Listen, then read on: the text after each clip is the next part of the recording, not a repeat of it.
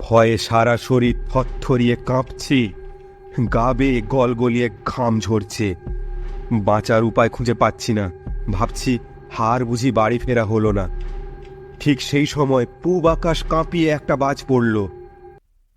বিদ্যুতের আলোয় স্পষ্ট দেখলাম অদ্ভুত এক ছায়া মূর্তি।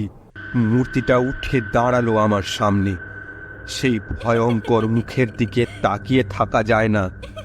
আমার জ্ঞান হারানোর জো। আমার হাতে তখনও দাদু ঠাকুমার ফটোটা ধরা।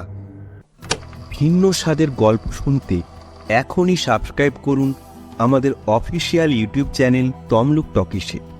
নমস্কার প্রিয় শ্রোতা বন্ধুরা, তমলুক টকিস থেকে আমি সুমিত বলছি। আজ আপনাদের শোনাবো গ্রাম বাংলার এক হাড় হিম করা ভূতের গল্প, নিমডাঙ্গা গ্রামের ছায়ামূর্তি। গল্পে যাওয়ার আগে আপনাদের কাছে একটি বিশেষ অনুরোধ, যারা এখনও সাবস্ক্রাইব করেননি প্লিজ সাবস্ক্রাইব করে নোটিফিকেশান বেল আইকনটা প্রেস করে রাখুন, যাতে নতুন কিছু আপডেট সবার আগে আপনার কাছে পৌঁছে যায়। আপনারা আমাদের পাশে থাকবেন এই আশা রাখলাম। তো চলুন শুরু করা যাক আজকের গল্প, নিমডাঙ্গা গ্রামের ছায়ামূর্তি। গল্প পাঠে আমি সুমিত, অনেকের চরিত্রে পার্থ।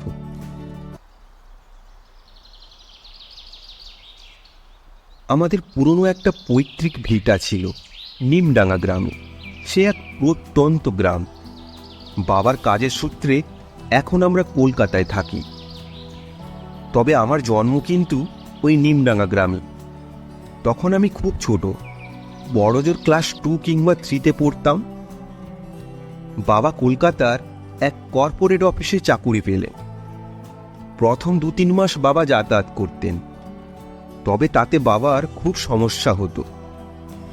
বাবার ছুটি বলতে ওই রবিবারই, তাই প্রতি সপ্তাহে বাবার বাড়ি আসা হতো না।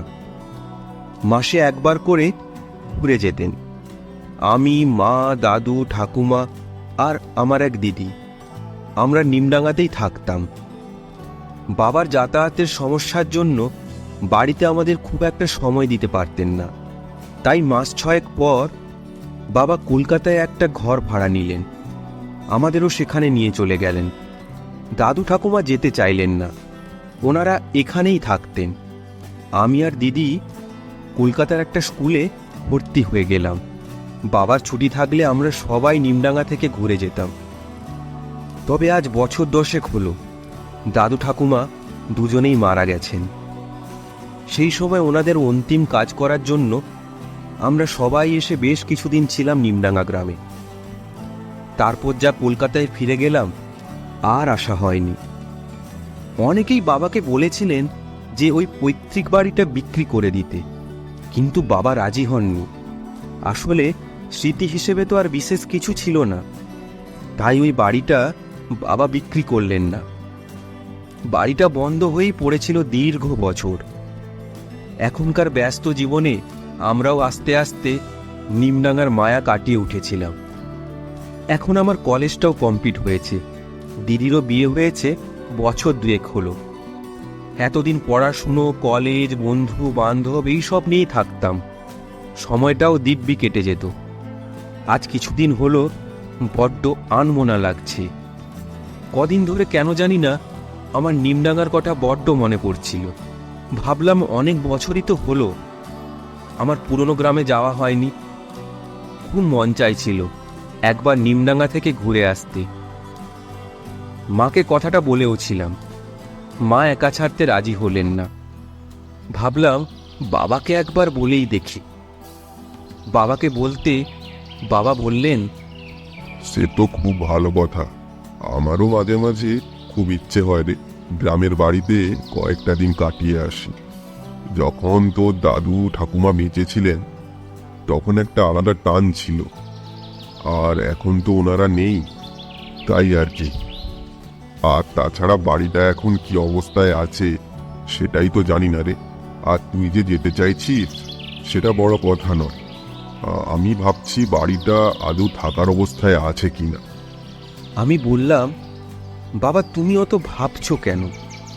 আর তাছাড়া এখন তো চারিদিকে অনেক উন্নতি হয়েছে, রাস্তাঘাটও তো আগের থেকে যথেষ্টই ভালো হয়েছে। আমি মোবাইলে সার্চ করে দেখেছি যে বাজারের কাছে এখন অনেক বড় বড় হোটেল হয়েছে। সেরকম হলে 2 দিন না হয় হোটেলে থেকে যাব, আমার খুব একটা অসুবিধে হবে না। বাবা আমার কথা শুনে বললেন, আচ্ছা, তাহলে ঠিক আছে, তুই তাহলে নিমডাঙ্গা থেকে ঘুরেই আয়।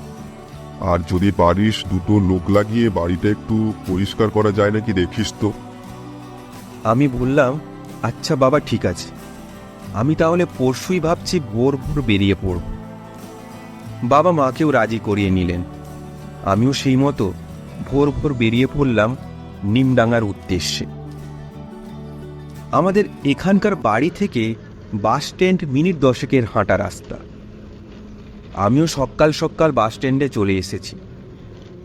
একটুক্ষণ অপেক্ষা করতেই বাসও এসে পড়ল। উঠে পড়লাম বাসে। অনেকটাই রাস্তা, আর তার থেকেও বড় কথা যেটা, আমায় নিমডাঙ্গা পৌঁছতে হলে 2 বাস চেঞ্জ করতে হবে। একই গরমকাল, তার উপর বাসে ভিড়ও হয়েছে বেশ। এই গরমে যাই অবস্থা। সে যাই হোক, অনেক ধকল করে নিমডাঙ্গা বাজারে যখন নামলাম তখন ঘড়ি বলছে দুপুরে 1টা। রাস্তাঘাটও শুনশান। বাস থেকে নেমে একটু হাঁটতে চোখে পড়ল একটা হোটেল। ঢুকে পড়লাম হোটেলে। মাছ ভাত তৃপ্তি করে খেয়ে চললাম থাকার একটা বন্দোবস্ত করতে। লোকাল লোকজনকে জিজ্ঞেস করে জানতে পারলাম সামনেই একটা লজ আছে, মনোময়ী লজ। আর একটু এগোতেই নামটা আমার চোখে পড়ল। বেশ বড় 3 তলা লজটা। যখন ছোট ছিলাম বাবার সাইকেলে চেপে প্রায় বাজারে আসতাম। সত্যি, তখনকার নিমডাঙ্গা আর এখনকার নিমডাঙ্গার আকাশ পাতাল ফারাক। এইসব ভাবতে ভাবতে আমি দরজা ঠেলে লজের ভেতরে ঢুকে পড়লাম। নিচেই রিসেপশনে একজন মাঝবয়স্ক লোক বসেছিলেন। ওনাকে বললাম, আচ্ছা দাদা, এখানে থাকবার রুম পাওয়া যাবে? উনি বললেন, হ্যাঁ বাবু, রুম তো আছে। আর তা আপনি একা না ফ্যামিলি আছে? আমি বললাম, না না, আমি একাই থাকবো, একটা সিঙ্গেল রুম হলেই চলবে। উনি বললেন, বাবু, রোজ 400 টাকা লাগবে, খাওয়া আলাদা, আর এসি নিতে হলে 600 টাকা দিতে হবে। আমি বললাম, 400 টাকারটাই হলে আমার চলে যাবে। আমার কাছ থেকে আধার কার্ডের কপিটা নিয়ে 2 তলায় একটা রুম খুলে দিয়ে বললেন, দেখে নিন বাবু, এই রুমটাই। বেশ গোছানো রুমটা। আমি হ্যাঁ করে দিলাম। রুমেই অ্যাটাচ বাথরুম আছে। আমি স্নান সেরে একটু রেস্ট নিচ্ছিলাম। তারপর একটু সন্ধে নামতে বেরিয়ে পড়লাম আমাদের বাড়ির পথে। আমাদের বাড়িটা একটু ভেতরে, মানে এই শহর থেকে প্রায় 8 ঘন্টার হাঁটা পথ। হাঁটতে হাঁটতে যাচ্ছি আর প্রতি মুহূর্তে অবাক হচ্ছি। এত বাড়িঘর, দোকানদানি, ও বাপ রে, নিজের পৈতৃক গ্রামকেই যে চিনতে পারছি না।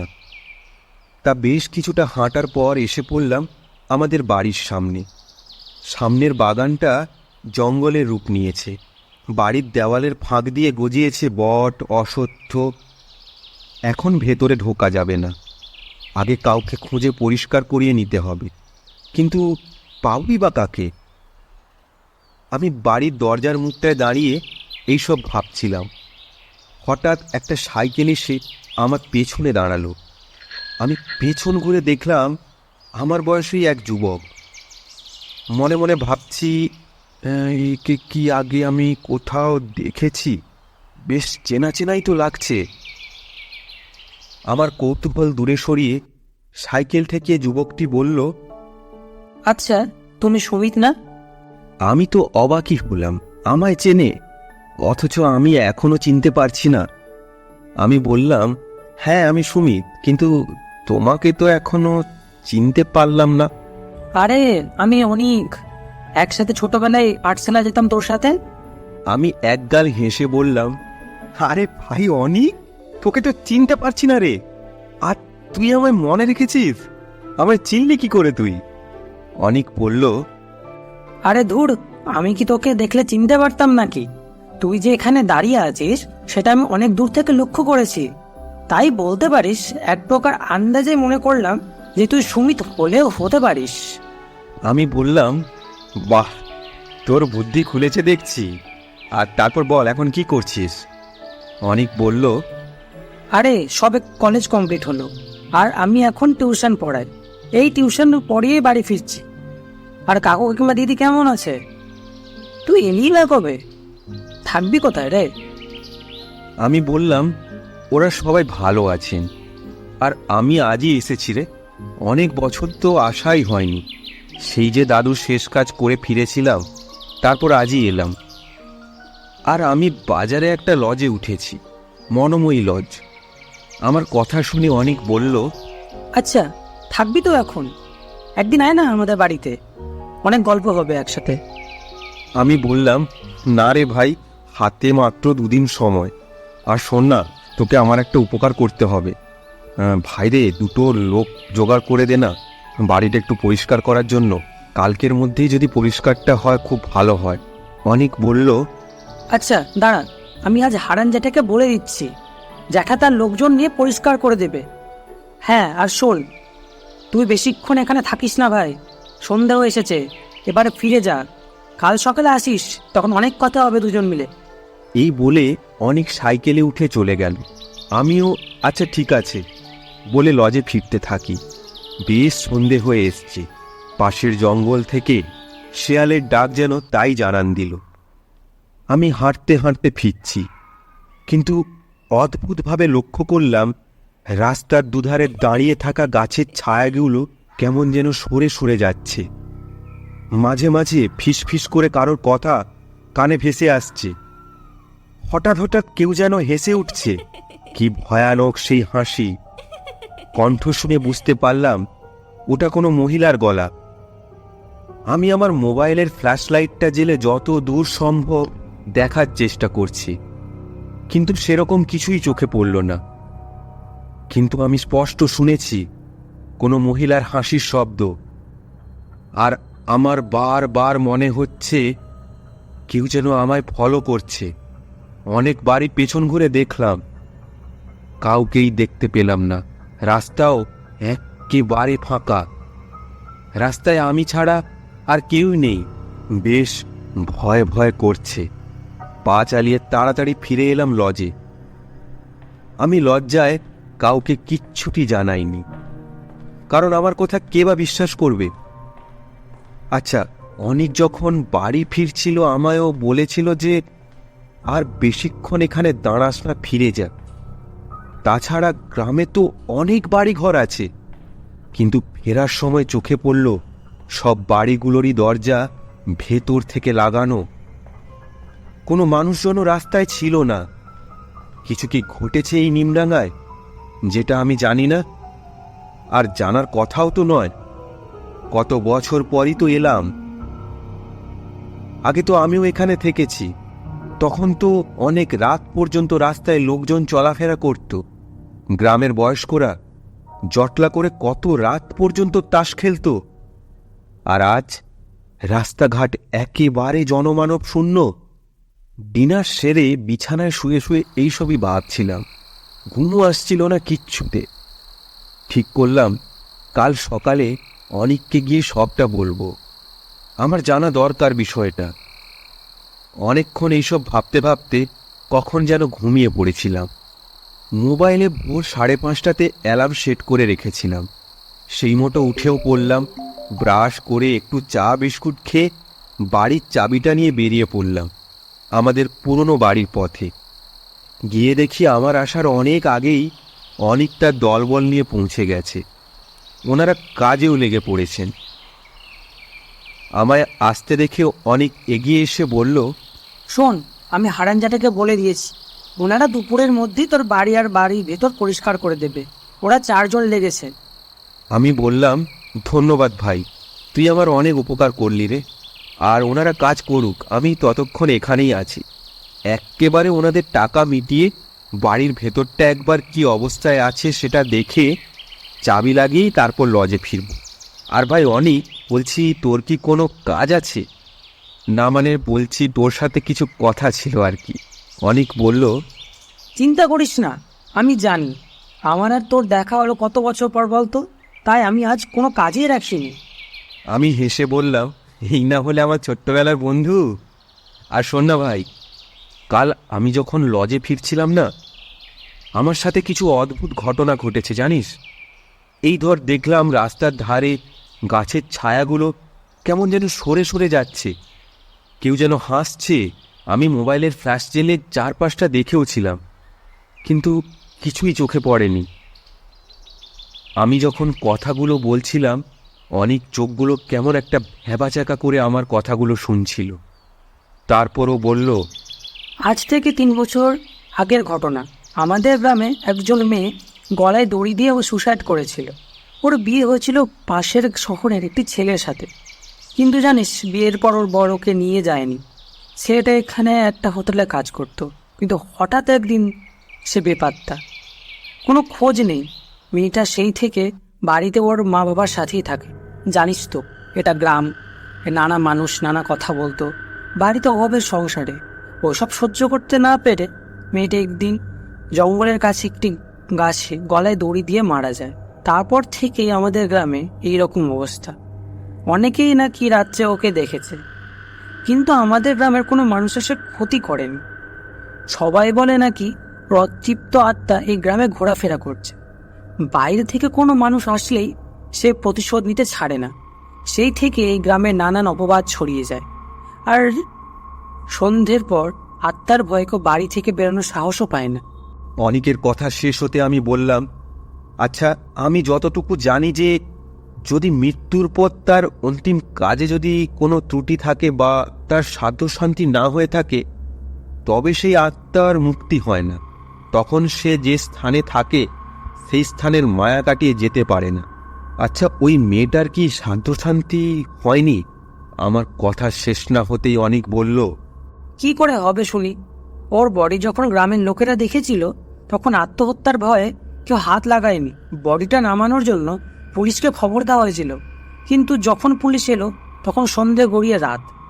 দারোগাবাবু তখন এসে বলল, এত রাতে বডি নামানো ঠিক হবে না, কাল ভোরে এসে আমরা ডেড বডি নামাবো। এত রাতে বনের মধ্যে কে বা পাহারা দিবে বল? কিন্তু ভোরে যখন গ্রামে সবাই এলো তখন সবার চক্ষু চড়ক গাছ। দড়িটা রয়েছে কিন্তু কোনো বডি নেই। থানা থেকে পুলিশ এসে সারা গ্রাম এমনকি জঙ্গলে তন্ন তন্ন করে খুঁজল, কিন্তু বডিটা আর পাওয়া যায়নি। অনেকের সাথে গল্প করতে করতে অনেকটাই সময় কেটে গিয়েছে। আমাদের বাড়ি পরিষ্কারের কাজও প্রায় শেষের পথে। আমি আজ অনেকদের বাড়িতেই দুপুরের খাওয়াটা সেরে নিলাম। খাওয়া দাওয়া সেরে যখন এলাম তখন ওনাদের কাজও শেষ। ওনাদের পারিশ্রমিক মিটিয়ে আমি আর অনেক বাড়ির ভেতরে ঢুকলাম। অনেক দিন বন্ধ পড়েছিল বলে একটা মোটকা মোটকা গন্ধ করছে। ভালো করে বাড়ির ভেতরটা ঘুরে ঘুরে দেখছিলাম। কত কথা মনে পড়ছিল। ছোটবেলায় দাদু ঠাকুমার সাথে কত স্মৃতি জড়িয়ে আছে এই বাড়িতেই। মনটা ভারাক্রান্ত হয়ে আসছিল। দুপুরে আমি আর লজে ফিরে যাইনি, বাড়িতেই বসে কাটিয়েছিলাম। অনেক বাড়ি ফিরে গিয়েছে, আমি এখানেই একটু জিরিয়ে নিচ্ছিলাম। কেন জানি না কেমন একটা অদ্ভুত টান অনুভব করছি। কিছুতেই এখান থেকে যেতে ইচ্ছে করছে না, কিন্তু না, অনেক বলেছিল দুপুর গড়ালেই বেরিয়ে যেতে। তাই আর বেশি দেরি করলাম না। জানালাগুলো আবার লাগিয়ে বাইরে বেরিয়ে এলাম। বাইরের চারপাশটা একবার ভালো করে দেখে যখন দরজাটা লাগাচ্ছি, মনে হচ্ছে আর কোনোদিন আসা হবে নাকি নিজেও জানি না। মনটা বেশ খারাপ করছে। যাই হোক, দরজা লাগিয়ে আবার নিমডাঙ্গার সেই পথ ধরে লজে ফিরছি। এখন রাস্তায় কয়েকজন লোক চোখে পড়ল। কালকের সেই জায়গাটার কাছে এসে পৌঁছলাম। অনেকের কথা মতো এখানকারই কোনো একটা গাছে মেয়েটি আত্মহত্যা করেছিল। ওদিকে গিয়ে আর কাজ নেই, আমি ফিরলাম লজে। দেখতে দেখতে 4টা বেজে গেছে। বাবার দেওয়ার কাজটা করতে পেরে বেশ আনন্দ হচ্ছিল। ব্যাগ পত্তর গুছিয়ে ফেলা যাক, কালই সকালে তো বেরোবো। ব্যাগ গুছাচ্ছি, হঠাৎ মনে হলো, এই যা, বাবা যে বলেছিলেন দাদু ঠাকুমার একটা ছবি ছিল, সেটা নিয়ে আসতে। আর আমিও তো ছবিটা মুছে টেবিলেই রেখেছিলাম, আনতে ভুলে গেছি। যা, এবার এখন কি করব? সন্ধে হয়ে এসছে, আর অনেকের কথা শুনলে এখন ওই রাস্তায় যাওয়াটা ঠিক হবে না। কিন্তু এত দূর এসে ছবিটা না নিয়েই ফিরে যাব? দাদু ঠাকুমার স্মৃতি হিসেবে শুধু ছবিখানিই তো ছিল। না না, আর দেরি করাটা ঠিক হবে না। ঝট করে বেরিয়ে পড়ি, ছবিখানা নেব, তুরন্ত চলে আসব। এই বলে বেরিয়ে পড়লাম দুক্কা দুক্কা বলে। তাড়াতাড়ি পা চালিয়ে যাচ্ছি। এখন বাজে প্রায় 5:30। এরই মধ্যে আমাদের গ্রামটা যেন ঘুমিয়ে পড়েছে কোনো এক জাদু বলে। রাস্তায় কোনো মানুষের চিহ্ন নেই, বাড়িগুলোর সদর দরজা ভেতর থেকে বন্ধ। একসময় কত রাত পর্যন্ত মানুষজন রাস্তায় চলাফেরা করত। বাবা যখন কলকাতা থেকে বাড়ি ফিরতেন তখন তো কত রাতই না হতো। আর আজ এইসব ভাবতে ভাবতে চলে এলাম আমাদের বাড়িটার সামনে। চাবি খুলে ঢুকলাম ভেতরে। অন্ধকারে কিচ্ছু দেখা যাচ্ছে না। মোবাইলের ফ্ল্যাশলাইটটা জ্বালিয়ে টেবিলে রাখা দাদু ঠাকুমার শেষ স্মৃতিচিহ্নটা সযত্নে নিয়ে আবার দরজা লাগিয়ে ফিরছি লজের উদ্দেশ্যে। অনেকটা পথ চলে এলাম, কিন্তু সেরকম কিছু এখনো চোখে পড়েনি। তবে মনে একটা চাপা ভয় ভয় করছিল। সোজা রাস্তার দিকে তাকিয়ে বেশ জোরে জোরেই হাঁটছিলাম। তার ফাঁকে মাঝে মাঝে আর চোখে জঙ্গলটার দিকে তাকাচ্ছিলাম। জ্যোৎস্নার আলোতে সে এক মায়াবী রূপ নিয়েছে। হঠাৎ চোখ গেল ডান দিকের একটা গাছের তলায়। মনে হয় কেউ যেন একজন দাঁড়িয়ে আছে। কে? কেউ আছেন বলে একটু থমকে দাঁড়ালাম। দেখলাম একটা অল্প বয়সী বউ, মুখখানা ভারী মিষ্টি, মাথায় আজ টানা ঘোমটা। আমায় এগিয়ে আসতে দেখে মনে হয় একটু ভয় পেয়ে পিছিয়ে গেছে। ততক্ষণে আমি পকেট থেকে ফোনটা বের করে আলোটা জ্বালিয়ে ফেলেছি। কে কে আপনি? এই জঙ্গলে কি করছেন? ফিরে যান, এই জঙ্গলটা খুব একটা নিরাপদ নয় বলেই শুনেছি। বউটি নিরুত্তর। মনে হলো মুখ টিপে একটু হাসলো, তারপর হাঁটা দিল ডান দিকের জঙ্গলের ভেতরে। ব্যাপারটা কি? এই সন্ধ্যার মুখে জঙ্গলে একা একটা অল্প বয়সী বউ? এই জঙ্গলে কি তাহলে কোনো অসামাজিক কাজকর্ম চলে? একটু এগিয়ে দেখব ভাবছিলাম। তারপর কি মনে হলো জানি না, আমি মন্ত্রমুগ্ধের মতো বউটার পেছনে পেছনে যেতে লাগলাম। কিছুটা যাওয়ার পর কোনো মতে নিজেকে সামলালাম। এত বড় জঙ্গল, ভয়ের চোটে রাস্তায় কোনো লোকও নেই, আমি একা, আর আমার থেকে একটু দূরেই একটা মাঝবয়স্কা বউ। আমি ব্যাচেলার। ছি ছি ছি, আর এগোনো যাবে না। আমায় বদনাম করে টাকা পয়সা হাতানোর জন্যেই বুঝি এই সব চক্রান্ত। রাগে আমার গা জ্বলছে। যদি একা না হতাম তোমায় বুঝিয়ে ছাড়তাম আমার সাথে চালাকি। আমি পেছনে ফিরে এসে আবার বড় রাস্তায় উঠলাম। চারিপাশটা ভালো করে দেখে হাঁটা দিলাম লজের পথে। ওই বউটা চক্করে অনেকটা সময় নষ্ট হয়েছে।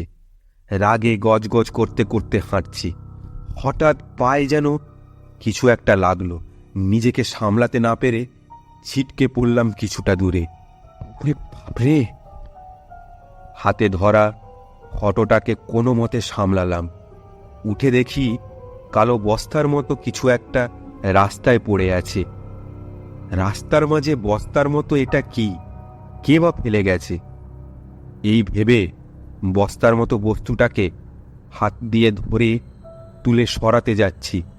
সেই সময় আমার হাত যেন শূন্যে ভাসছে। ভয়ে পালাতে যাচ্ছি। ঠিক সেই মুহূর্তে কেউ যেন আমার পা দুটো জোরে চেপে ধরেছে।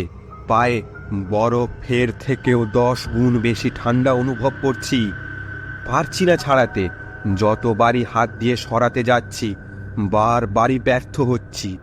হাত হাওয়ায় ভাসছে। আমি দেখতে পাচ্ছি, অনুভবও করছি, কিন্তু তাকে স্পর্শ করতে পারছি না।